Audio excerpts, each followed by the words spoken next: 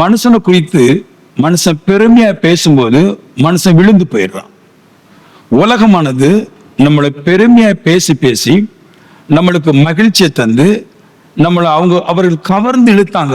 அதனால மனுஷர்கள் கடவுளை தேடாமல் போய்விட்டாங்க. நாம என்ன பண்ணோம்? நம்மளை புகழ்றதை விட்டுட்டு கர்த்தரை புகழ்ற அந்த சத்தியத்துக்குள்ளாக கடந்து வந்தோம். இரண்டாவது, மாம்ச இச்சை.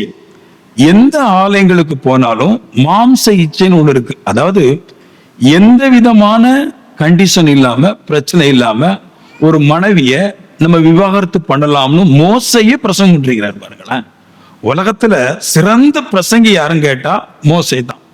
அந்த மோசையே ஒரு பிரசங்கம் பண்ணிருக்கிறாரு. உங்களுடைய மனைவியை உங்களோட கூட கூட்டி வச்சுக்கொள்ள விருப்பம் இல்லைன்னா நீங்க விவாகரத்து பத்திரத்தை கொடுத்து தள்ளி விட்டலாம் அப்படின்ட்டு அப்படி பிரசங்கம் இருந்துச்சு.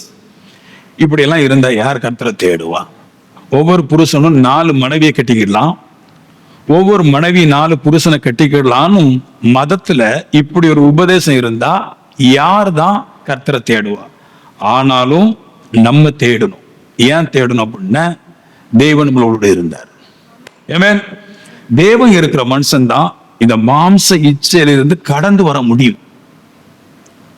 3, காம விகாரம். அதாவது சொன்னேன், 4 பேர் 3 பேர் சேர்ந்து ஆடுறதுக்கு பேர் தான் காம விகாரம். இது நாளடைவில் பாவத்துக்குள்ள கொண்டு போகும். பைபிளை படிக்கும்போது சொல்லுது, தேவன் நம்மளோடு இருந்ததுனால இவைகளை நம்ம ஜெயிச்சோம். நல்லா புரிஞ்சுக்குங்க. கூட்டம் கூட்டமா ஆடும்போது, கூட்டம் கூட்டமா பாடும்போது அதுல ஒரு இன்ட்ரெஸ்ட் வந்துருச்சுன்னா இன்னும் அவன் உலகத்துல ஜெயிக்கல, தேவனோடு இல்ல. தேவனோடு இருந்தா இந்த கேரக்டர் வேலை செய்ய. அப்ப நான் சொன்னேன், தேவன் நம்மளோட இருந்ததுனாலதான் நம்ம இவைகளெல்லாம் ஜெயிச்சோம் அப்படின்னு சொன்னேன். இப்போ அதை இன்னும் கொஞ்சம் அழகாட்டு, இன்னும் கொஞ்சம் அற்புத விதமாட்டு போதிக்க ஆரம்பிக்கிறார். அது என்னன்னு, ஏனெனில் உலகத்துல இருக்கிறவனை பார்க்கிலும் உங்களிடத்துல இருக்கிறவர் பெரியவர் அப்படின்றார்.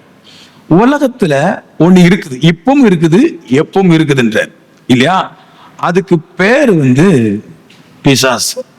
இந்த வார்த்தையை நான் சொல்ற மாதிரி நீங்க தியானிச்சாதான் நீங்க இந்த உலகத்தை ஜெயிக்க முடியும். எதுக்குன்னு, இந்த வார்த்தையை படிக்கும்போது லகுவா எடுக்கக்கூடாது. எப்படின்னா, உலகத்துல இருக்கிறவனை பார்க்கிலும் என்னிடத்துல இருக்கிறவர் பெரியவன் ஒரு வார்த்தை இருக்கு. ரெவலேஷன் புஸ்தகம் 12:9 சொல்லுது, யோவான் சொல்றாரு, உலகத்தை மோசம் போக்கும் சாத்தான் அப்படின்றார். பாருங்களேன், இந்த சாத்தான் பிசாசு அதோடைய ஃபுல் குவாலிட்டி சொல்லுது, உலகத்தையே மோசம் போக்கும். உலகத்தில் இருக்கிற எல்லாருக்கும் அது பாவத்தை கொடுக்கும், எல்லாரையும் அது கெடுக்கும். அப்படிப்பட்டதான் பிசாசு, பொல்லாத ஆவி. அது இந்த உலகத்தில் இருக்குது. அது ரட்சிக்கப்படுவதற்கு முன்னாடி எல்லாரையும் மோசம் போக்குது, ரட்சிக்கப்பட்ட பின்னாடி எல்லாரையும் மோசம் போக்குது. அவ்வளவு பவர்ஃபுல்லா உள்ளது. நான் சபைக்கு வந்துட்டேன், நான் ரட்சிக்கப்பட்டேன், அதனால நான் பரிசுத்தமா வாழ்ந்துருவேன்னு சொல்ல முடியாது. அதனால பவுல் ஒரு இடத்துல சொல்லுவாரு, நிக்கிற எவனும் நிக்கிறேன்னு சொல்லாதபடிக்கு விழாதபடிக்கு எச்சரிக்கையாரு. நான் ரட்சிக்கப்பட்டேன், நான் இப்ப ஸ்ட்ராங்கா இருக்கிறேன் அப்படி ஒருவனும் சொல்லாத. எப்ப வேணாலும் பிசாசுனால ஒரு மனுஷனை மோசம் பார்க்க முடியும்ன்றார். அப்ப எவ்வளவு பவர்ஃபுல்லானது பாருங்களேன். 2 இயேசு சொன்னாரு, யோவான் 12:31 இயேசு சொன்னாரு, உலகத்தின் அதிபதி. இந்த உலகத்துல ஒரு அதிபதி இருக்கிறான். அவன் யார் நல்லா இருக்கணும், யார் கெட்டு போகணும் நியாயம் இருக்கிறது பிசாசு தான். ஒருவனை கொல்றதும் அவன் கரத்துல இருக்குது, ஒருவனை வெல்ல வைக்கிறதும் அவன் கரத்துல இருக்குது. ஏன்னா உலகத்தின் அதிபதின்றது அவர் ஏசுதான் சொன்னார். அவனுக்கு என்னிடத்துல ஒண்ணு இல்ல, அவன் என்னிடத்துல ஒண்ணு பிடிக்க முடியாது, என்ன நியாயந்திருக்க முடியாது. ஆனா உங்களிடத்துல நியாயந்திருக்க முடியும். ஏன்னா இந்த உலகத்துடைய பிசாசு உங்களை மோசம் போவதற்கு முதல்ல உங்களுக்கு பாவத்தை தரும், பின்னாடி பாவம் செஞ்ச பின்னாடி அது உங்களுக்கு நியாயந்திருக்க கூடும். அவ்வளவு பவர்ஃபுல்லானது. அதிக ஞானம், அதிக ஆற்றல், அதிக வல்லமை பிசாசுக்கு உண்டு அப்படின்னு சொல்லுது. இப்ப பாருங்க, 2 கொரிந்தியர் 4:4 சொல்லுது, அவனுக்கு ஒரு பேர் கொடுக்குது, இப்பிரபஞ்சத்தின் தேவனானவன். இந்த உலகத்துக்கு தெய்வம் யாருன்னா பிசாசு தான். பவுல் சொந்த பிரபஞ்சத்தின் தேவனானவன் அவருடைய மன கண்களை குருடாக்கிட்டான் அப்படின்ற. அப்போ இயேசு கர்த்தர் கொஞ்சம் பேருக்கு தான் தெய்வம். ஹலோ, இந்த பிரபஞ்சத்துக்கு தேவன் பிசாஸ், இந்த பிரபஞ்சத்தின் தேவனானவன். அவன் மனுஷனுடைய மனக்கண்ணை குருடாக்கி விட்டுறான் அப்படின்றார். அதாவது எப்படி அதுன்னு, அதாவது கண்ணு குருடாய்ச்சுன்னா வசனத்தை பார்க்க முடியாது, போட்டோவை பார்க்க முடியாது, கலரை பார்க்க முடியாது. அப்படி போல ஆத்மாவை இந்த பிரபஞ்சத்தின் தேவன் குருடாக்கி விட்டுருது. இப்போ வசனம் பார்த்தா புரியல. ஹலோ, வசனம் பார்த்தா எனக்கு இன்ட்ரெஸ்ட் இல்லை. வசனத்தை பார்த்தா தமிழ் தான் வெள்ளை கலர் பேப்பர்ல கருப்பு கலர்ல எழுதி வச்சிருக்குது, படிச்சா புரியல, ஒரு இன்ட்ரெஸ்ட் இல்லை. அது எதை சொல்லுது அப்படின்னா நம்முடைய மனக்கண்ணும் குருடாயிட்டு. நல்லா பாயிண்ட் புரிஞ்சுடுங்க. குருடனுக்கு எவ்வளவு பெரிய எழுத்தை எழுதினாலும் எவ்வளவு சின்னதா எழுதினாலும் தெரியாது. மனக்கண் குருடாக்கப்பட்டவனுக்கு இந்த வேத வசனம் புரியவே செய்யாதான். நல்லா கேளுங்க. நம்ம சொல்லலாம், நீ எனக்கு தமிழ் பைபிள் நான் வாசிப்பேன், ஆனா புரிஞ்சுதான் கேளுங்க, அது புரியவே செய்யாது. ஏன்னா மனுஷனுடைய இருதயத்துல ஒரு பெரிய ஒரு இருளை கொண்டு போட்டுட்டான். இப்போ வசனம் புரியாது, பாவம் புரியுது. பாவம் புரிய புரிய ஒவ்வொரு மனுஷனையும் அது மோசம் போக்கிட்டே இருக்கு. அவன் எவ்வளவு பெரிய ஆளு பாருங்க, பிசாசு. பிசாசு பெரிய ஆளு நினைச்சாதான் நீங்க தப்ப முடியும். அதை அசட்டை பண்ணிட்டு போக கூடாது. இப்போ பிசாசு இனி எவ்வளவு பெரிய வல்லமை உள்ளதுங்கிறதுக்கு இன்னொரு வசனம் சொல்ற பாருங்க. ஏசாயாவுல 14வது இடத்துல ஒரு 5 பாயிண்ட் கொடுக்குது. உலகத்தை தத்தளிக்க பண்றவன், உலகத்தை அது குலுங்க பண்ணுது. ரெண்டாவது, ராஜ்யங்களை அதிர செய்யுது. நான் கூட அதிர்ந்து போயிருக்கேன் பாருங்களேன். சமீப காலத்துல லெபனான் ஒரு ஊரை நான் போட்டோல பார்த்தேன். அவ்வளவு அழகாட்டு பெரிய பெரிய கட்டடங்களா இருந்துச்சு. 6 மாசம் கழிச்சு அதே லெபனானை பாக்குறேன், ஒண்ணுமே கிடையாது. அப்படியே தரமட்டம் ஆயிடுச்சு. இது யாரு செஞ்சான்னு பாத்தீங்கன்னா கடவுளை செஞ்சாரு? கிடையாது, பிசாசு செஞ்சதுன்றார் இல்லையா? ராஜ்யங்களை அதிர்ந்து போயிட்டாங்க அந்த ஜனங்கள். அவ்வளவு பெரிய பணக்கார ஜனங்கள் சாப்பாட்டுக்கு வழி இல்லாதபடிக்கு அவ்வளவு ஒரு நெருக்கத்துக்குள்ளாக மனுஷன் கடந்து போயிட்டான்றார். அப்புறம் சொல்றாரு, உலகத்தை வனாந்தரமாக்கி. ஹலோ, இங்க நிலங்கள் எல்லாம் பாழா கிடக்குது. மனுஷன் குடி புகர முடியாதபடிக்கு வனாந்தரங்கள் மாறி கிடக்குது. அது என்ன கேட்டீங்கன்னா இந்த பிசாஸ் தான் அது எல்லாம் செய்யலாம். அப்புறம் சொல்றாரு, நகரங்களை அழித்து சிறைப்பட்டவர்களை தங்கள் வீட்டுக்கு போக விடாதபடிக்கு சிறையிலே வச்சு கொள்றது, இது எல்லாமே பிசாஸ் தான்றார். மொத்தத்துல சொல்ல போனா இங்க நடக்கிற எல்லா அநியாயத்துக்கும் பிசாஸ் தான் பொறுப்புன்றார். ஆமென். அவ எவ்வளவு பவர்ஃபுல் உள்ளது பாருங்களா. ஒருத்தனை அடிச்சா கூட அது பிசாஸ் தான், ஒருத்தனை திட்டினால் கூட பிசாஸ் தான். என் ஹார்ட்ல பலவீனமான சிந்தை வந்தா கூட அது பிசாஸ் தான். எனக்கு வாதை, நோய், வறுமை, கஷ்டம் எல்லாமே பிசாஸ் தான் கொண்டு வருது. அந்த பிசாச நான் லகுவா நினைச்சுக்கிட்டு நான் கடந்து போக முடியாது. அதனாலதான் அங்க சொல்றாரு, உலகத்துல இருக்கிறவனை பார்க்கிலும் உங்களிடத்துல இருக்கிறவர் பெரியவர். ஏன் சொல்றாருன்னா, உலகத்துல இருக்கிறவர் பெரியவன் தான், அதை பார்க்கிலும் உங்களோடு கூட இருக்கிறவர் பெரியவர். இது என்ன பாயிண்ட் அப்படின்னா, உலகத்துல இருக்கிறவன் பெரியவன். அவனை ஜெயிச்சது இயேசு கிறிஸ்து மட்டும்தான். அவர் இல்லாம நீ இந்த உலகத்தை ஜெயிக்க முடியாது. அதுலதான் சொல்றாரு, உலகத்துல இருக்கிறவன் பெரியவன் தான், அதை தாண்டி உலகத்தை ஜெயிச்சவர் இயேசு கிறிஸ்து உன்னோடு இருக்கிறார். அவர் தான் இந்த பிசாசோட பெரியவர். அப்ப நல்லா புரியுது, நான் இந்த உலகத்தை உண்மையிலே நான் ஜெயிக்கணும்னா இயேசு என்னோட கூட இருக்கணும். அவர் ஏன் பிசாசோட பெரியவர்னு பைபிள்ல சொல்லுது, 4 சொல்லுது, அவர் மட்டும்தான் பாவத்தை ஜெயிச்சார். கரத்தை தட்டுவீங்களாமே? ஆமென். நான் விசுவாசிக்கிறேன் பாருங்க. உலகத்துல 1000 தேவங்கள் இருக்கலாம், ஆனா பாவத்தை ஜெயிச்சது ஏசப்பா மட்டும்தான். ஆமென். 2 அது சொல்லுது மரணத்தை ஜெயிச்சது. 3 சொல்லுது உலகத்தை ஜெயிச்சது. 4 பிசாசை கொன்றதுன்றது பைபிள். அப்போ பிசாசுடைய முழு அதிகாரத்தையும் ஒழித்து கட்டினது இயேசு தெய்வம். ஆகவே இயேசுதான் உலகத்துல பெரியவரா இருக்கிறார். இந்த உலகத்துல எந்த தெய்வமும் பெருசு அல்ல, இயேசுதான் பெருசு. அவர் உங்களுக்குள்ள இருக்கிறதுனால உங்களால இந்த உலகத்தை ஜெயிக்க முடியும். என் சூழ்நிலைகள் அல்ல, இல்லையா? என் சூழ்நிலைகள் அல்ல. சுகமா இருப்போம், வறுமைக்கு காசு கிடைக்கல, வறுமையில கஷ்டமா இருப்போம், வேலை கிடைக்கல கஷ்டமா இருப்போம், நோயின கஷ்டமா இருப்போம், பிரச்சனை கஷ்டமா இருப்போம். நான் கஷ்டப்பட மாட்டேன். அதெல்லாம் பெருசு தான். ஆனா அதை பார்க்கலும் பெரியவர் இன்னொரு இருப்பாரு, இருக்கிறாரு. நான் கண்டிப்பா ஜெயிப்பேன். நம்மளோட கூட இயேசு கிறிஸ்து இருக்கிறாரு. நம்ம கூட இருந்து எப்படி நம்மளை ஜெயிக்க பண்றார். அதானே போதனை. ஆர் யூ ரெடியா? நம்ம ஜெயிக்கணும்.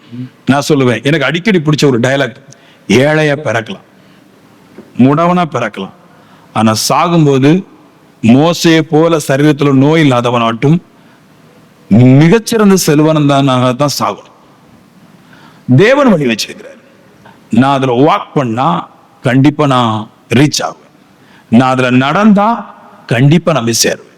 எரேமியா 4:7 சொல்றாரு, சிங்கம் தன் புதரில் இருந்து வருவது போல ஜாதிகளை சங்கரிக்கிறவன் தன் ஸ்தானத்திலிருந்து புறப்பட்டு வருகிறான் அப்படின்றார். இந்த பிசாசுக்கு சிங்கத்தை ஒப்பிட்டு பேசுறார். சிங்கம் எங்க இருந்து வரும் அப்படின்னு கேட்டீங்கன்னா, புதர்ல இருந்தா வருதான். அப்படின்னா புதருக்குள்ளாக ஒளிந்து இருந்துதான் சிங்கம் வெளியே வருகிறது, வேட்டையாடுதுன்றார், சண்டை போடுன்றார். அப்படி போல பிசாசும் ஒரு புதருக்குள்ள இருந்து தான் வருது அப்படின்றார்.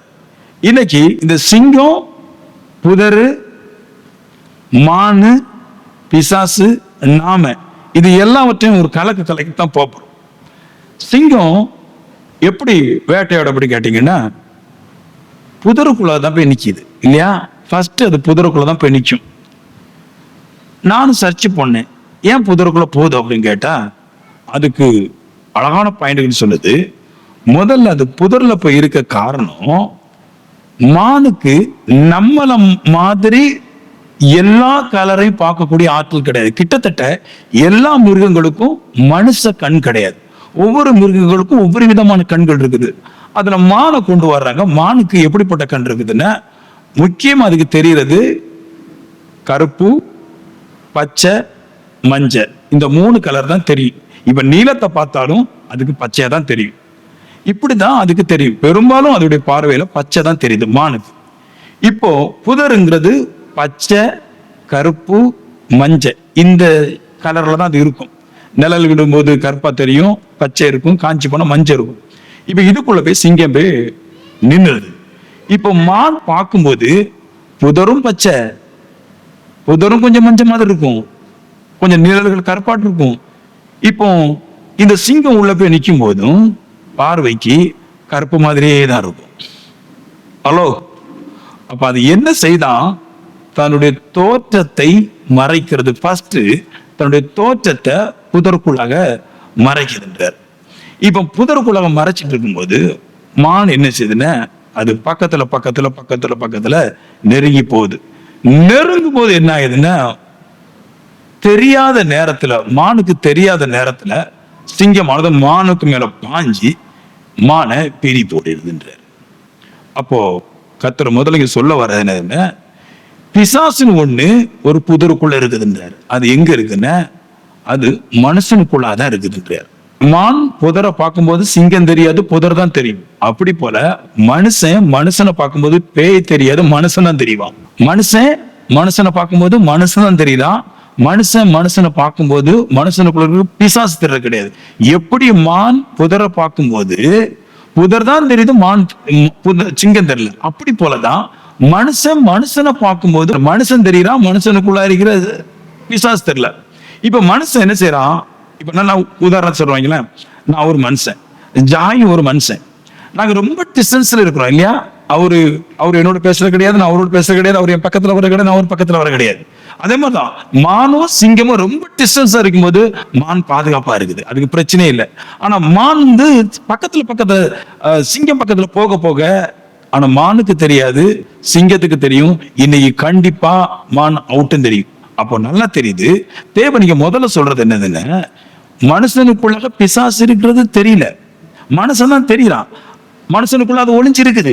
இப்ப நான் பக்கத்துல போக போக என்ன நடக்கும் அப்படின்னா, என்னைக்காவது ஒரு நாள் இந்த மனுஷனால நான் கண்டிப்பா தாக்கப்படுவேன், நான் கண்டிப்பா அழிக்கப்படுவேன். அப்ப தேவன் சொல்றாரு, தேவன் பெரியவர் சொல்றாரு, நீங்க நாசில சுவாசம் உள்ள மனுஷனை நம்பாத. ஏவன், நீ அவனை மனுஷனா பார்க்காத, அவனை பார்க்கும்போது பிசாசாட்டே பாரு. நான் சொல்லுவேன், மானு புதரை பார்க்கும்போது சிங்கம் இருக்கிறதாட்டே கருதுனா கண்டிப்பா அந்த புதரை பக்கம் போக மாட்டான். தப்பிக்கும். மனுஷனை ஒரு மனுஷனை பார்க்கும்போது பேய மாதிரியே பாருங்க.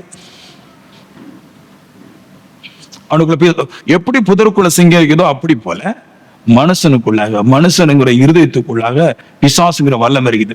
பக்கத்துல போக போக போக போக போக போக ரொம்ப பக்கத்துல நெருங்கி ஒட்டிட்டீங்கன்னா அப்புறம் நீங்க செத்தீங்க. எந்த மிருகங்களுக்கும் கேரக்டர் வைஸ் கிடையாது. நம்மளுக்கு தான் பிசாசுடைய மொத்த கேரக்டர் வச்சிருக்குது. அதனாலதான் மனுஷங்கிட்ட நெருங்கவே செய்யாத, வெற்றி நிச்சயம். 100% மனுஷனை விடுற மனுஷன் இந்த உலகத்தை ஜெயிப்பான். பெரிய பெரிய புக்கு படிக்கும்போது ஒரு வார்த்தை சொல்றாங்க, உங்க நேரங்களை எல்லாவற்றையும் புஸ்தகத்துல செலவிடுங்க, மனுஷனோட செலவிடாதாங்கன்றாங்க. ஏன்னா மனுஷனிடத்துல இருந்து மூடத்தனம் பிறப்பிக்கப்படுகிறது, புஸ்தகத்துல இருந்து ஞானம் பிறப்பிக்கப்படுகிறது. அதெல்லாம் சில சுவாசரிக்கிற மனுஷனை யாரையுமே நம்ப கூடாது. அவன்கிட்ட இருக்கிறது ஒன்னே ஒண்ணு மட்டும்தான், பாவம். ஏமே ஆமென் சொல்லுங்களேன். 2 கேட்டிருக்கீங்களா இதெல்லாம்? சிங்கத்தை பற்றி இன்னும் 40 விதமான விஷயம் சொல்றேன் பாரு. மானுடைய கண்ணை பத்தி சொன்னேன். 2வது சிங்கத்தை வச்சு விளக்குறாரு பெரியவர் இயேசு கிறிஸ்து இல்லையா? பிசாசு பவர் உள்ளதுன்னு சொல்றாரு. 2வது சிங்கம் மானை பிடிக்கும் போது காற்றுக்கு எதிர்முகமாகத்தான் துரத்தும். ஏன்னா மானுக்கு ஒரு பெரிய கேரக்டர் கொடுத்திருந்தார். அதுக்கு எல்லா மிருகத்தை பார்க்கலும் கேட்கிற சக்தி ஜாஸ்தி. ஏன்னா அதுக்கு குணம் நல்லது, பெருசாட்டு யுத்தம் பண்ணக்கூடிய அளவுக்கு வாயில விலை இல்லை, காலில் விலை இல்லை, இவனங்கான ஒன்றனா கொம்பு வச்சிருக்குது, அதை வச்சு சுத்தி அடிக்கவும் தெரியாது. அதனால அதை தப்பிக்கிறதுக்கு அதுக்கு தேவன் கொடுத்திருக்க பெரிய செயல் செவி கொடுப்பது. அதனால சிங்கம் என்ன பண்ணும்னா மானை காற்றுக்கு எதிர் திசையதான் துரத்தும். ஏன்னா காற்று அங்கிருந்து அடிக்கும். வைங்கள, நான் தான் சிங்கம், காற்று அங்கிருந்து அடிக்குது, நான் பதுக்க பதுக்க காலை வச்சுட்டு போகும்போது என் சுவாசத்துல இருந்து வர்ற சவுண்டும் நான் நடையில இருந்து வர்ற சவுண்டையும் இந்த காற்றானது முன்னாடி போகக்கூடாதபடிக்கு பின்னாடி தள்ளுது. நான் இப்ப என்ன பண்றேன்னா மெல்ல மெல்ல போறேன், ஆனா நான் தான் போறேன், என் சவுண்டு போகாது. ஏன்னா சவுண்டை காற்று பின்னாடி தள்ளுது. இப்போ அதுக்கு கேட்கிற சக்தி இருக்குது, ஆனாலும் அந்த கேட்கிற சக்தியை தாண்டி அவனை எப்படியாவது மடக்கணும். அதனால காற்றுக்கு எதிர் பக்கத்துல போய் அது டக்குன்னு அது என்ன செய்யணும், அதுக்கு மேல பாய். ஆனா மான் எப்படிப்பட்டதுன்னு, அது பயங்கரமானது. அதுக்கு சிங்கம் எப்படி நடக்கும், எருமை எப்படி நடக்கும், மாடு எப்படி நடக்கும், கழுதை எப்படி நடக்கும், எல்லா சவுண்டுகளும் கேட்டு வச்சிருக்குது. ஏன் சொல்றாருன்னா இந்த உலகத்துல மனுஷனுக்கு எல்லா சத்தத்தையும் கேட்க சந்தோஷப்படுறான், தான் தப்பிச்சு போற தெய்வ சத்தத்தை கேட்கறதுக்கு சந்தோஷப்பட மாட்டேன்றான். அவரு சொல்றாரு, காது இருக்கிறவன் கேட்க கடவுள். நீ தேவனுடைய வார்த்தை மட்டும் உன்னை கேட்கிற சக்தி இருந்தாலே நீ உலகத்தையே ஜெயிச்சிடலாம். நீ எல்லாவற்றையும் கேளு, பகுத்தறி. ஆனா தேவ சத்தத்தை கேட்கிற வல்லம் உனக்கு இருந்தா நீ இந்த பிசாசை ஜெயிக்கலாம். நான் கேட்பேன், நான் சொல்லுவேன், யார் இந்த உலகத்தை ஜெயிப்பான்? 2வது பாயிண்ட், தேவனுடைய வார்த்தையை எப்பவும் கேட்டுக்கொண்டிருக்கிற மனுஷன் கண்டிப்பா ஜெயிப்பாங்க. கண்டிப்பா 100% இந்த வேதத்தை விடாமல் வாசிக்கிற மனுஷன், இந்த சத்தியத்தை கேட்கிற மனுஷன், இப்படிப்பட்ட சத்தியத்தை கேட்கிற மனுஷன் கண்டிப்பா இந்த உலகத்தை ஜெயிப்பான். கேட்கிற ஆற்றல், பிசாசுடைய சத்தம் எது என்று அறிந்து அந்த பிசாசுடைய சத்தத்துக்கு தப்பி போகும். கேட்கிற ஆற்றல் மிகவும் முக்கியம். எல்லாருமே சொல்ற மாதிரி நீ யூஸ் பண்ணாத, இது ரொம்ப இம்பார்ட்டன்ட். இந்த புஸ்தகத்தை கீழே வைக்காத, இந்த சத்தியத்தை கேட்காம தூங்கவே செய்யாத. 1 மணி நேரமாவது நீங்கள் இந்த சத்தியத்தை கேட்டுட்டு தான் நீங்க படுக்கணும். இந்த சத்தம் உங்களை எல்லா சத்தத்துக்கு மேலாக இருந்து காப்பாற்றும். நான் சொல்லுவேன், நீங்க தூங்கும் போது, நீங்க எந்திக்கும் போது எல்லா வீட்லயும் பாட்டு வருது, குட். ஆனா அதையும் தாண்டி என் பிரசங்கம் மட்டும் சொல்ல மாட்டேன், ஏதாவது ஒரு ஊழியக்காரனுடைய பிரசங்கத்தை நீங்க 1 மணி நேரமாவது 2 மணி நேரமா இருந்து நீங்க கேட்கணும். அதுல அநேக சத்தியங்களும் அநேக விடுதலைகளுமா இருக்கும். அது நம்மளை மாற்றும். பிரச்சனையை கேட்கக்கூடாது, பிரச்சனை இருக்கதான் செய்யும். ஆனா வசனத்தை கேட்கிறவன், வசனத்தை படிக்கிறவன் உலகத்துக்கு பெரிய காரியங்களை செய்து கொடுப்பான். 3, இந்த சிங்கம் எதிர்முகமா தான் துரத்துகிறது. மிருகங்கள் எல்லாம் இல்லையா. மானுக்கு ஒரு இன்னொரு குவாலிட்டி பாருங்க, அதுக்கு சுவை அறியறதுல டாப்ங்கிறாங்க. ஒரு புதருக்குள்ள சிங்கம் இருக்கு சரியா, புதருக்குள்ள இருந்து வர்ற சிங்கத்துக்கு மான் தப்பு. எப்படி கேட்டீங்கன்னா, அதோடைய ஸ்மெல்லு இதுக்கு தெரியும். ஆனா எல்லாமே ஒரே மிருகமா தான் தெரியும். மானுக்கு எல்லாம் ஒன்று மாதிரி தான் தெரியுதான். நான் சொல்லல, இந்த கண் ஆராய்ச்சியாளர்கள் பண்ணிருக்கிறாங்க, அதை பார்த்துருக்கிறேன். மனுஷனுக்கு எல்லாம் துண்டு துண்டா தெரியும், மானுக்கு எல்லாமே கிட்டத்தட்ட ஒரே மாதிரி தான் தெரியுதுன்ற. ஆனா சிங்கம், புலி, கரடி, எருமை எல்லாம் இதுக்கு ஒரே மாதிரி தான் தெரியுது, கிட்டத்தட்ட ஒரு ஸ்கேன் மாதிரி தான். ஆனா எப்படி தப்பிருக்கு அப்படின்னு பாத்தீங்கன்னா, ஒண்ணு சவுண்டு, இது எதுடைய சவுண்டுன்னு கேட்க முடியும். ரெண்டாவது அது என்ன செயல் பண்ணிட்டு வருதுன்னு அதுக்கு தெரியும். அது புல்ல தின்னுட்டு வருதா இல்ல மாம்சத்தை தின்னுட்டு வருதானோ அதோடைய ஸ்மெல்லுல இது மோப்பம் பிடிச்சு கண்டுபிடிக்குதான், வாசனை பிடிக்கும்.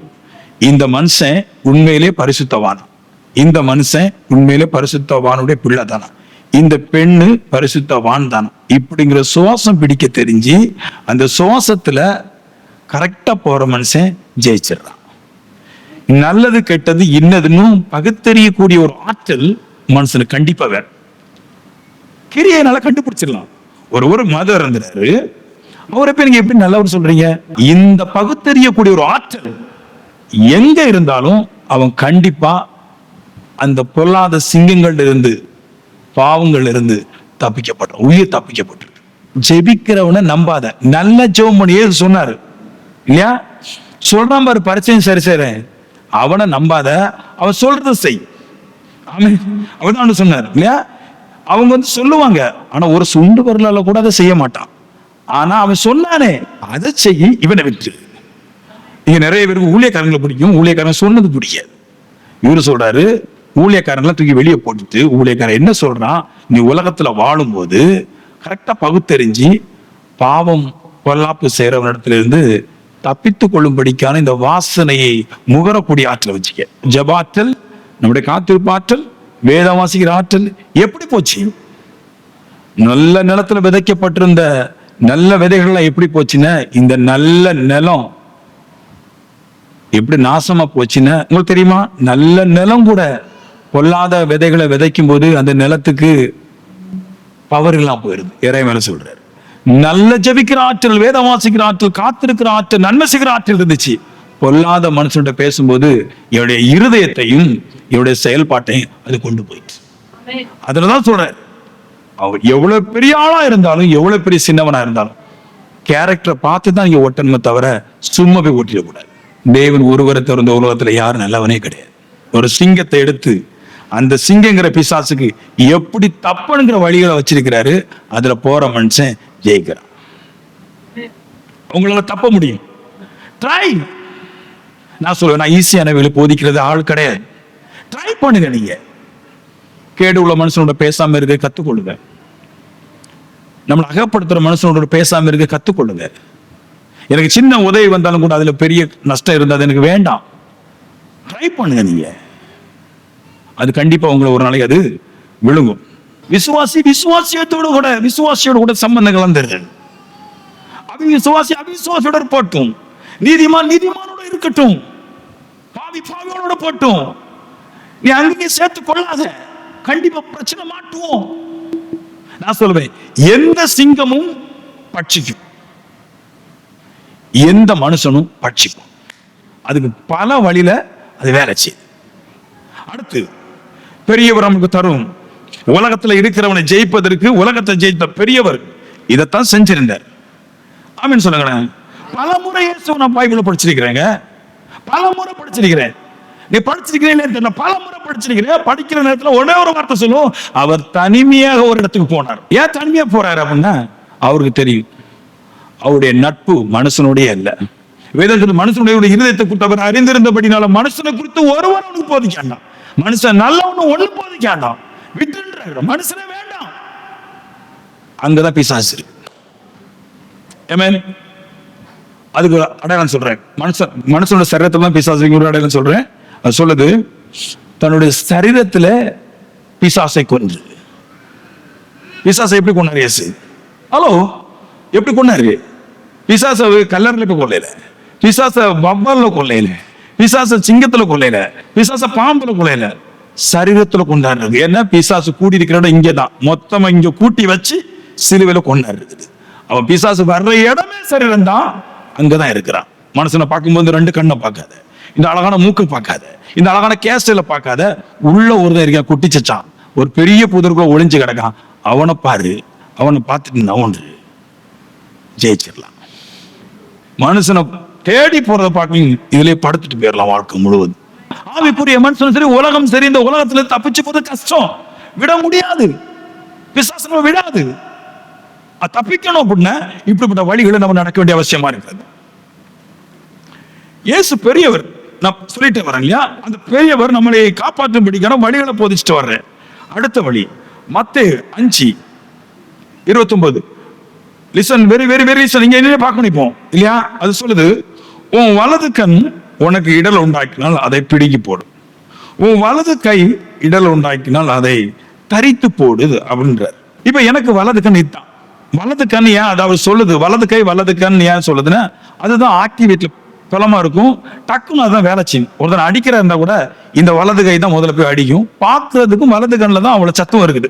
அதனால வலது கண் தான் டக்குன்னு இதான் மூவ் ஆகுது இல்லையா? கண்ணும் சரி கையும் சரி, வலது கை தான், வலது கை தான் மூவ் ஆகுது. வலது கண் உனக்கு இடர் உண்டாக்குது, வலது கை இடர் உண்டாக்குது. சரி, அவன் உண்டாக்குதுல, அப்போ சொல்றாரு புடுங்கி போடு, இல்லைன்னா தரிச்சு போடு. இந்த ஃபார்முலா ரொம்ப முக்கியம். இப்ப நம்ம என்ன சொல்லுது உலகம், பைபிள் ஃபுல்லா உலகத்துல இருக்கிறவங்க என்ன சொல்றாங்க, பைபிள் விட்டுருங்க, உலகத்துல என்ன சொல்றாங்கன்னா, ஒரு ஆள் சர்ச்சுக்கு வரும்போது கொஞ்சம் பலகீனமா இருந்தா, ஏன் ட்ரெஸ் நீங்க இப்படி கொடுத்துட்டு வர்றீங்க அப்படிதான் சொல்றோம். அங்கத்தான் அவன் ஆவிக்குரிய நிலைமை இழந்துட்டான். இப்ப சோதனை ட்ரெஸ் கொஞ்சம் அப்படி இப்படி போட்டு வர்றாங்களா, அவங்களுக்கு இல்ல, நான் பரிசுத்தமா இருக்கிற எனக்கு தான் சோதனை. இப்ப நான் தான் சோதனையை ஜெயிக்கணும். ட்ரெஸ் அப்படி இப்படி போறவங்க அவங்க என்ன மைண்ட் மனநிலைமா அப்படி இப்படி வாழ்ந்துட்டு வர்றாங்கிறது எனக்கு கவலை கிடையாது. தேவத்துடைய கவலை என்னன்னா, யார் எவ்வளவு ட்ரெஸ் ஆட குறைவா போடுறாங்களோ கூட போடுறாங்களோ தேவத்துடைய கவலை கிடையாது. யார் எவ்வளவு ஆடை போட்டு வந்தாலும், எவ்வளவு ஆடை குறைவா போட்டு வந்தாலும், என் கண்ணு இடல் இல்லாம நான் வாழணும். அப்படி இடல் வந்துச்சுன்னா என் கண்ணை தான் கொடுக்கணும். நம்ம அப்படி இல்லை, பக்கத்துல இருக்கிறவளுக்கு தான் அடி கொடுப்போம். என்ன ட்ரெஸ் நீ போட்டு வந்திருக்கிற, முட்டு தெரிய மாதிரி ஒரு ஷார்ட்ஸ், மணியனை பாரு, உங்க அம்மா செஞ்சாங்களா பெத்தாங்களா, நீ எந்த காலேஜ் நம்ம படிச்ச, அந்த வாக்கியம் பேரை சொல்லி தர முடியுமா, இதெல்லாம் கேட்பாங்க. கர்த்தர் சொல்றாரு, அவங்க சொன்னாங்களா சொல்லலையா அதை விட்டுருக்க.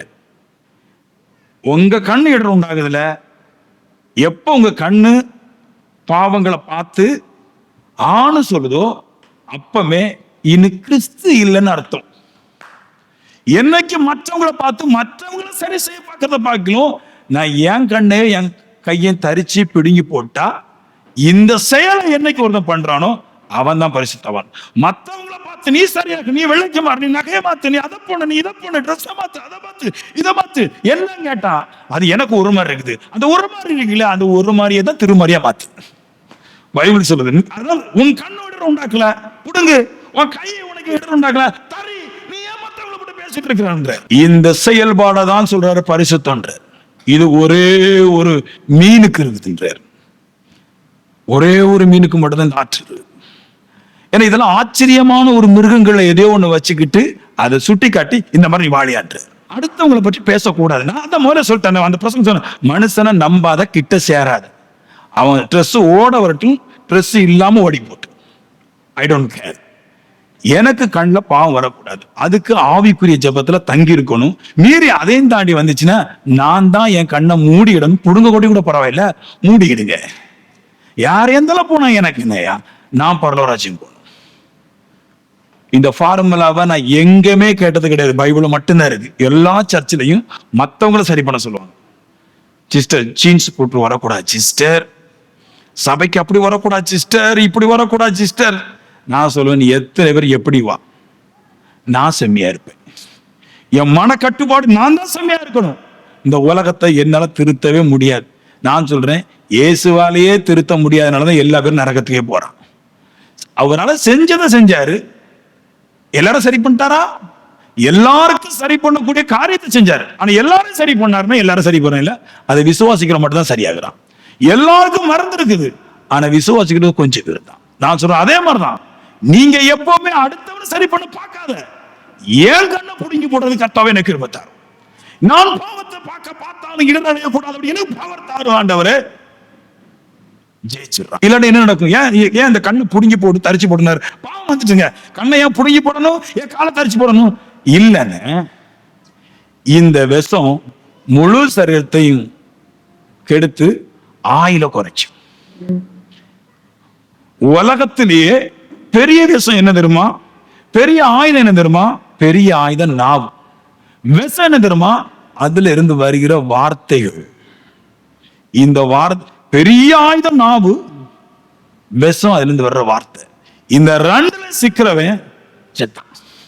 இந்த கலர் ட்ரெஸ்ஸை போட்டுட்டு நீங்க சில சர்ச்சில் போனீங்களேன், அடுத்த வாரம் உங்களை அப்படியே மாத்திடுவாங்க, பெயிண்ட் அடிச்சு ஒயிட் கலருக்கு மாத்திடுவாங்க. இங்க அதெல்லாம் பேசுறது கிடையாது. இங்க ஒன்னே ஒண்ணுதான் நான் பேசுவேன், நான் என்ன சரிப்படுத்தணும். ஆமென். மற்றவங்களல்ல என்னுடைய மைண்டு நான் தப்பி போறதே அறியுது, போதிக்கிறேன், அவ்வளவுதான். இதுக்கு ஒரு மிருகத்துக்கு மீனுக்கு இருக்கு பாருங்க, சொல்றேன் நான். கடல்ல மீன் பிடிக்கிறவங்க இருக்கிறாங்க, கரையில் உள்ளவங்க இருக்கிறாங்க. நல்லா சாப்பிட்ற ஆகாரம் தான். நண்டுன்னு ஒண்ணு இருக்குது கடல்ல. அதை பார்த்தீங்கன்னா எங்க சந்து கிடக்கு அங்க போய் ஒளிஞ்சுக்கிடும். இந்த நண்டு கேரக்டர் அப்படித்தான். இந்த பாவ மனுஷன் இருக்கிறான்ல, எங்க இருட்டு இருக்குது எங்க சந்து இருக்குதோ அங்க போயிடுவான். திருல கடையில பாருங்க, எதையாவது சந்துல 2 பேர் இருப்பா, வெளிச்சத்துக்கு வரவே மாட்டான். சேம் நண்டு. இந்த நண்டு இருக்குல்ல, அது என்னதுன்னு தெரியாம ஓடி போய் சந்துக்குள்ள போய் நிற்கும், பாருக்குள்ள போய் நிற்கும், இல்ல புதருக்குள்ள போய் நிற்கும். அங்க இருக்கிற கொடூரமான மீன்கள் முள்ள வச்சு ஒரே குத்து கையில. இதுக்கே இருக்கும் பாருங்க. அப்படின்னு முன்னாடி நண்டுக்கு பாத்தீங்கன்னா, நண்டுக்கு சதை இருக்கிற இடமே இந்த கை தான், சரியா? இந்த கையில நல்ல சதை இருக்கும், பெருசா இருக்கும். இப்படி 2 வச்சுட்டு அப்படியே லாந்து கூட லாந்து. ஃபர்ஸ்ட் என்னன்னு, இவருக்கு இங்க ஆயுதம் இருக்குது, ஆனா சத்துருக்கு தெரியும் அங்கதான் சதையும் இருக்குன்னு. இவர் இப்படியே ஆயுதத்தை கொண்டு போய் முதல்ல யாராங்க வெட்டிட்டு போறாரு. அங்க உள்ள இருக்கிற பார்த்துட்டு, இருட்டுக்குள்ள அவனே ராஜாவா இருக்கிறான், நீ இப்பதான் வெளிச்சத்துல இருந்து இருட்டுக்குள்ள போற. நீ எவ்வளவு ஆயுதத்தை கொண்டு போனாலும், கூடங்கையில எவ்வளவு ஆயுதம் கொடுத்தாலும் இருட்டுல அவனுக்கு ஒண்ணும் தெரியாது. ஏன்னா இருட்டுக்குள்ள ஒரு ராஜா இருக்கிறான் உள்ள சந்துக்குள்ள. இவர் ஃபர்ஸ்ட் போறாரு, போய் வேணும்னே அடிச்சு வச்சுட்டு போறாரு. அது பார்த்துட்டு யாரோ ஒரு ஆளுன்னு சொல்லிட்டு இது கையை திறந்துட்டு மூடும் போது கரெக்டால குத்தி விட்டுருவோம். கண்ணு இருக்குல்ல, அது பார்க்கும்போது குடுக்குடுன்னு வருது பாரு. இப்ப சர்ச்சில் நம்ம இருக்கிறோம், பின்னாடி இருக்கிறோம், நம்ம பின்னாடி இருக்கிறோம், கரெக்டா ஆப்போசிட்ல ஒரு பொண்ணு வந்து நல்லா அப்படி இப்படிலாம் போட்டு மாடல் வந்து எடுக்கிறாங்க இல்லையா? இப்ப உனக்கு குடுக்குடுன்னு வருது வச்சுக்குமே. இப்ப நீ கண்ணை புடுங்குன்ற அர்த்தம்னா, நீ அங்க கண்ணை புடுங்கிறது பாலாட்டு அந்த சீட்டை புடுங்கி இங்க கொண்டு வை, சரியாயிருது. ஆனா இது செய்ய மாட்டான், மறுநாளும் வந்து அங்கதான் இருப்பான். எப்படி அந்த பொண்ணு வரும், கரெக்டா நம்ம இருந்து ஊத்தி பார்த்துட்டு வைக்கலாம். போச்சா? ஒரு நண்டு, சாதா ஒரு நண்டு, அதோடைய ஆயுசு வருஷம் 4 வருஷம் தான் சொல்லுது. ஒரு 4 வருஷம் வாழ்ற நண்டு தனக்கு மேல ஒரு சத்துரு அட்டாக் பண்ணும்போது அதுவாலே தன்னுடைய கையை பிடுங்கி போடுதுன்றாரு இல்லையா? அப்ப நான் சொல்றேன், அப்ப நீ எவ்வளவு பெரிய மனுஷர்கள், எவ்வளவு ஞானம், எவ்வளவு புத்தி, எவ்வளவு ஆசை இருக்குது, நித்திய காலமா வாழணும் ஆசை இருக்கு, இந்த உலகத்தை ஜெயிக்கணும் ஆசை இருக்குது. நான் சொல்லுவேன், நண்டு தன்னுடைய கையை கலட்டி போடுறது போல என் பாவத்தை நான் கலட்டி போட்டா நித்திய காலம் வரைக்கும் நான் வாழுகிறேன். பாருங்களா, மான் தப்பு விக்குது சிங்கத்துக்கு, நண்டு கடல்ல கிடக்கிற எல்லா மிருகங்களுடைய கொடியமான மிருகங்களா இருக்கிற அந்த மீன்களுடைய அது தப்பிக்குது. ஆனா மனுஷன் மட்டும்தான் அதுல மாட்டிக்கிட்டோம். மனுஷன் ரொம்ப மோசம். எல்லாரும் நினைக்கிறாங்க, நீங்க ஆராதனை நடத்துற சபையில பாருங்க, கர்த்தர் இப்ப செய்வார், அவர் ஒரு நிமிஷத்துல செய்து தந்துருவார். எங்களுக்கு தெரியும், அப்படி செய்யறதா இருந்தா ஏன் சிலுவையில சாகணும்? எல்லாரும் அப்படியே தூக்கி மேல தூக்கிட்டு போக வேண்டியதானே, செத்து ஏன் சாகணும்? அவர் செத்ததுனால பரிசுத்தம் ஒரு வழி திறந்தது, இந்த வழியை நம்மளும் போகலாம். ஒரு பேய் உண்டு பண்ணார், அவ்வளவுதான். அவரால் எல்லாம் கூடும், என்ன வேணாலும் செய்ய முடியும். ஆனா அது ஒரு செஞ்சிருக்கலாமே, தேவனுக்கு எல்லாம் முடியுமே. எல்லாரும் சொல்ற மாதிரி முடியும், ஆனா ஏன் செய்யல? ஏன்னா தெய்வம் செய்து அல்ல நீங்க போன விரும்புறது, நீங்கள் பரிசுத்தமா நடந்துதான் நாங்க பிரவேசிக்க முடியும். நீங்க தான் ஒர்க் பண்ணணும். தெய்வத்துக்கு முடியுங்கிற சாப்டரே விட்டுருங்க, அவரால் முடியும். ஆனா செய்யலைங்கிற கருத்து இருந்துல, அவர் செய்ய முடியும், எல்லாம் தர முடியும், பசியை போக்க முடியும், நோயை மாற்ற முடியும், எல்லாம் செய்ய முடியுங்க. ஆனா ஏன் செய்யல? முடியும் சொல்றவங்க செய்யலையே. கேள்வி கேட்கணும். அதான் பவுல் சொல்றாரு, கேள்வியில மந்தம் உள்ளவங்க நீங்க இருக்கிறீங்க, உன்னை கேளுங்க. அவரால் முடியும், அவர் தந்துருவார். முடியும், எனக்கும் தெரியும், செய்யலைங்கிற கேள்வி எழுப்பணும். எனக்கு கிடைக்கலையா? ஏன்னா அவர் செய்யறதுக்காக வரல, ஒவ்வொருவருக்கு செய்து கொடுக்க வரல. பந்தய பொருளை ரெடி பண்ணி வச்சிருக்கிறார், வழியை திறந்து வச்சிருக்கிறார். போறவன் பந்தய பொருளை பெற்றுக்கொள்ளலாம். ஆமென். சொல்லுங்களேன். எல்லாம் முடியுங்கிறது அவரால் முடியும். அப்ப அந்த கேள்வி இருக்கா, முடியும், ஏன் நடக்கல, ஏன் நடக்கல, எனக்கு ஏன் நல்லா வரல. மூணாவது பாயிண்ட் போயிடலாம். 12:3 இயேசு சொல்றாரு, நீங்கள் இரட்சிப்பின் ஊற்றில இருந்து மகிழ்ச்சியோடு தண்ணீர் மோண்டு கொள்வீர்கள் அப்படின்றார். இது என்ன அப்படின்னு இந்த வசனத்தை கேளுங்களேன். இரட்சிப்பின் ஊற்றில இருந்து மகிழ்ச்சியோடு தண்ணீர் மோண்டு கொள்வீர்கள் அப்படின்றார். அதாவது இரட்சிப்புன்னு என்னதுன்னா, இது ஒரு ஊற்று. ஆனா ரட்சிக்கப்பட்டிருக்கோம் அப்படின்னு கேட்டீங்கன்னா அங்கதான் பிரச்சனை. ரட்சிக்கப்பட்டிருந்தா கண்டிப்பா அவனுக்குள்ளாக ஜீவ ஊற்று திறக்கும். அதாவது ஒரு மனுஷன் உண்மையிலே ரட்சிக்கப்பட்டிருந்தா அவனுக்குள்ளாக பரிசுத்த ஆவிங்கிற ஒரு ஊற்று, ஜீவ தண்ணீர் அவனுக்குள்ளாக இருக்கும். பியூர் விசுவாசி இந்த உலகத்தை கலக்குவது நிச்சயம். அதனாலதான் பவுலை பத்தி சொல்லுது, உலகத்தை கலக்குறவங்க இங்கே வந்துட்டாங்க. ஏன்னா அன்னைக்கு உண்மையான ஒரே ஒரு விசுவாசினா பவுல் மட்டும்தான். வேற எல்லாட்டையும் சின்ன சின்ன டிமிக்கு வேலை இருந்துச்சு, பேதுருல இருந்துச்சு. பழைய ஏற்பாட்டுல மோசேட்ட டிமிக்கு வேலை இருந்துச்சு, பேதுருட்ட இருந்துச்சு. ஆனா பியூர் விசுவாசின்னா பவுல் மட்டும்தான், இல்லையா? அதனாலதான் பவுலுக்கு அந்த பேரை கொடுத்தாங்க, உலகத்தை கலக்கிறவன் இங்கே வர. ஏன்னா அவன் இருந்து ஊற்று, ஜீவ ஊற்று பெருகிட்டே இருக்குது. அவன் மகிழ்ச்சியோட அதை எடுத்துக்கிட்டே இருக்கிறான். அப்போ சுத்தமான விசுவாசி கண்டிப்பா ஆவியின் ஊற்றுல இருந்து நிறைய விஷயங்களை மகிழ்ச்சி அடையும்படிக்கு எடுத்துக்கொள்ளுகிறான், போராடுகிறான். இந்த விஷயத்த உண்மையான கேளுங்க. இப்போ 6வது நேரம் போகும். உண்மையான விசுவாசி ஒரு மாறின பின்னாடி இப்போ துதியுடைய பவரையும் பாடலுடைய பவரையும் வேலை காட்டுது. இந்த பிரேயர் இல்லைன்னா துதிக்கிறது, செபிக்கிறது, பாடுறது எப்ப வேலை செய்யும் அப்படின்னா ஸ்டெடியா நிக்கிற மனுஷன் தான் வேலை செய்யும். பாடுறது ஈஸி. 2 நிமிஷமும் 45 நிமிஷம், 2 நிமிஷமும் 45 நொடி தான் ஒரு பாடல். 3 நிமிஷத்துக்குள்ள பாடல் வந்துருது, இல்லையா? இந்த பாடலை வச்சுட்டு உலகத்தை ஜெயிக்க முடியாது. சில பேருக்கு இயற்கையாகவே குரல் நல்லா இருக்கு, சில பேருக்கு இயற்கையாகவே டேலண்ட் இருக்குது, இல்லையா? படிக்காமலே நிறைய மேதையாகிறாங்க இந்த விஷயத்துல. ஆனா அதை வச்சு தேவனை ஜெயிக்க முடியாது. ஏன்னா நீங்க ரசிக்கப்பட்டுட்டீங்க, உங்களோட பரிசுத்த ஆவி இருக்குது. இந்த பரிசுத்த ஆவிட்ட இருந்து, பரிசுத்த ஆவியோட நீரூற்றுல இருந்து இப்போ இந்த துதி, இந்த ஆராதனை இல்லைன்னா பாடல், இதுதான் உள்ள இருந்து வெற்றிகரமான காரியத்தை தோண்டி கொண்டு வருகிறது. இப்போ நல்லா கேளுங்க. இப்போ ஒரு பக்கம் புரிய பண்றேன், ஒரு பக்கம் வாளி இருக்கு, இல்லையா? இதான் பாடல் துதி வச்சுங்களேன். இப்போ உங்ககிட்ட கிணறு இல்லைன்னா எங்க இருந்து எடுப்பியதை வச்சு புரிஞ்சு நினைங்க. இப்போ அவன் சொல்லுங்களேன், நான் பாடுறேன், சரியா? நான் பாடுறேன், நான் துதிக்கிறேன், ஆனா இதுக்கு பலன் எங்க இருந்து வரும்? அப்ப ஒரு கேள்வி வருதுல்ல. இப்ப எல்லா இடத்துல சொல்றாங்க, நீங்க பாடுங்க, கர்த்தர் தருவார். ஓகே, கர்த்தர் தருவார் தான் சொன்னேன். கர்த்தர் தர்றா இருந்தா எல்லாருக்கும் தரலாம். சோ கர்த்தர் தராது, அதுக்கு ஒரு ப்ராசஸ் வைக்குது. இப்படித்தான் நீங்க மூவ் ஆகி தான் எடுக்க முடியும். இவ ப்ராசஸ் சொல்லிட்டாரு. முழு ரட்சிப்பா இருக்கிற மனுஷனுக்கு கர்த்தரே ஆவியானவர் உள்ள வந்திருக்கிறார், சரியா? முழு ரட்சிப்புக்கும் ஆவி உள்ள வந்துருது. இப்போ நீங்க பாடுற ஒவ்வொரு விஷயமும், துதிக்கிற ஒவ்வொரு விஷயமும் கிட்டத்தட்ட அது ஒரு வாளி மாதிரி உள்ள இருந்து கோரி கோரி கோரி கோரி உங்களுக்கு கொட்டிட்டே இருக்குது. உங்களுடைய சுகத்தை கொட்டுது, உங்களுடைய வழிகளை கொட்டுது, உங்களுடைய நன்மைகளை கொட்டுது, எடுத்து தந்துட்டே இருக்குது. ஆனா பாடல் எல்லாம் முக்கியம், வாளி எல்லாம் முக்கியம். எல்லா கடையிலும் வாளி கிடக்கும், ஆனா ஒரு வீட்டுக்கு ஒரு கிணறு கிடையாது. கிணறு தான் முக்கியம், வாளிக்கு டப்பா வச்சுன்னு ஊத்திக்கலாம். அப்படின்னா இதுதான் சொல்லுது, ரட்சிப்பின் ஊற்றுல இருந்து மகிழ்ச்சியோடு நீங்க இதை மோண்டு கொள்ளணும்னு எடுத்துக்கொள்ள பைபிள் சொல்லி எடுத்துக்கொள்ளணும்னு. ரட்சிப்பின் ஊற்று இருக்கணும்ல, நான் மோண்டு கொள்வதற்கு, எடுத்துக்கொள்வதற்கு எனக்கு பாடல் இருக்குது, துதி இருக்குது, ஆனா ஊற்று இல்லையே. அப்ப நான் அவர் வழியை அமைக்கிறாரு. சரியா ரட்சிக்கப்பட்டா அவனுக்குள்ளாக ஊற்று வந்துருது. அது ஆவிங்க எனக்குள்ள இருக்குது. அதனால அதை ஃபீல் பண்ணி சொல்றேன். அந்த வசனத்தை நான் பாடும்போது தீர்க்கதரிசனம் வருது இல்ல, எத்தனை அற்புதம் செய்றேன். அதுதான் சொல்றேன், உள்ள இது இருக்கும்போது இந்த பாடலும் துதியும் சேர்ந்து என்னை பெரியவன் ஆக்கிறது. ஏசாயா 12:1 சொல்லுது, நான் உம்மை துதிப்பேன், நீர் என் கோபத்தை மாற்றினீர், நீர் என்னை தேற்றினீர். உம்மை நீர், நீர் 2 வார்த்தை வருது, அது உள்ள இருக்குது, சரியா? துதிக்கிறதும் என்றதான் வருது. இப்ப நான் உம்மை துதிப்பேன், என் மேல இந்த கோபத்தை எடுத்துட்டேரு, என்னை தேற்றவும் செய்கிறீர். இதுதான் ரட்சிப்பின் ஊற்றுல இருந்து சந்தோஷத்தை மூண்டு கொள்வதுன்றார். ஏசாயா 12:2, நீர் என் கீதம், அவர் எனக்கு ரட்சிப்பு. அடுத்து கொடுக்கிறார், நான் உண்மை பாடுவேன், நீர் என்னை ரட்சிக்கிறீர். அந்த நீருங்கிற வார்த்தை சொல்றேன், எப்பவுமே அது உங்களுக்கு உள்ள இருக்கணும். வானத்திற்கு தேடக்கூடாது, அங்க பார்க்க கூடாது, உள்ள பார்க்கணும். இந்த ரட்சிப்பு எப்படி இருக்குன்னா, சுத்த இஸ்ரவேலருக்கு தேவன் சமீபமா இருக்கிறான்றது. அதுதான் சுத்தமான ரட்சிப்பு உள்ள இந்த நீரூற்றுக்கும். இவன் பாடும்போது இவன் கவலைகளும் போயிருது, பாவத்துடைய கோபத்துடைய தண்டனைகளும் போயிருது, நன்மைகள் பெருக்கெடுத்து ஊற்றாய் கிளம்புகிறது. பிரேயருங்கிறது எப்படின்னா, அதிக பலன்களை கொண்டு வரக்கூடிய ஒரு வாகனம். அது அற்புத விதமான ஒரு சக்தி. ஆனா அது பலனற்றவன் தூக்கக்கூடாது, பலன் இல்லாதவன் தூக்கக்கூடாது. அது ஒரு பிரோஜனமே கிடையாது.